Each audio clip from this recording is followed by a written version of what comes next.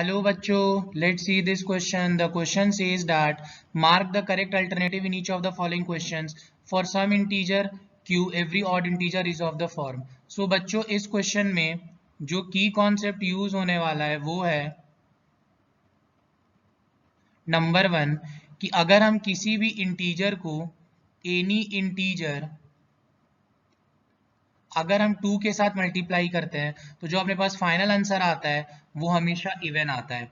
सो बच्चों इस चीज को समझने के लिए मैं आपको एक सबसे अच्छा चीज बताता हूं कि अपने को पता है कि इंटीजर्स हम लोग ऐसे नंबर को बोलते हैं that is collection of positive numbers,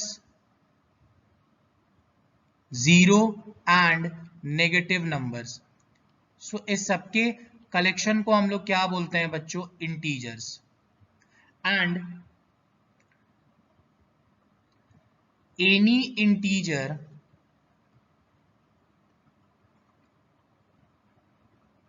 को जब हम 2 से मल्टीप्लाई करते हैं सो अपने पास जो फाइनल आंसर आता है वो हमेशा इवन आता है। सो फॉर एग्जाम्पल अगर मैं 3 को एक इंटीजर मानूं, उसको 2 के साथ मल्टीप्लाई करूं तो आया 6। अगर मैं 7 है उसको 2 के साथ मल्टीप्लाई करूं तो आया 14।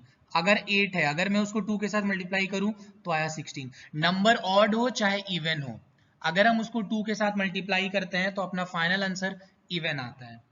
सो अगर if 1 is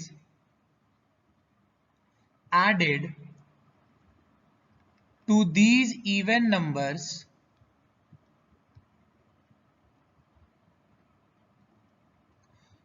so it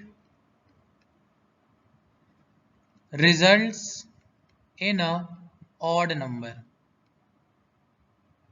सो अपने को एक चीज क्या समझ में आया कि अगर हम इवन नंबर में +1 करते हैं तो अपने को ऑड नंबर मिल जाता है।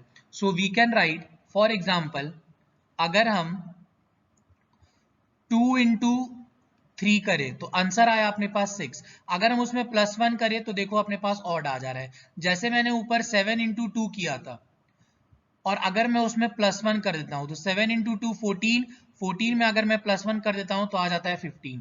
जैसे मैंने ऊपर किया था 8 इंटू 2, अगर मैं उसमें +1 कर दूं तो 16 + 1 आंसर आ जा रहा है अपने पास 17।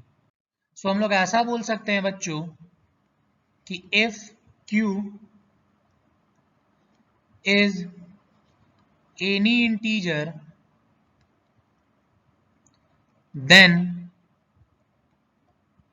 2q is the set of even number and 2q plus 1 represents odd number। सो बच्चों इस क्वेश्चन का अपने पास फाइनल आंसर है option number D that is 2q + 1। और एक चीज मेरे को और समझ में आया कि 2q + 1 अपना रिप्रेजेंट करता है ऑड नंबर को। So hope you guys understood it well. Best of luck. Thank you.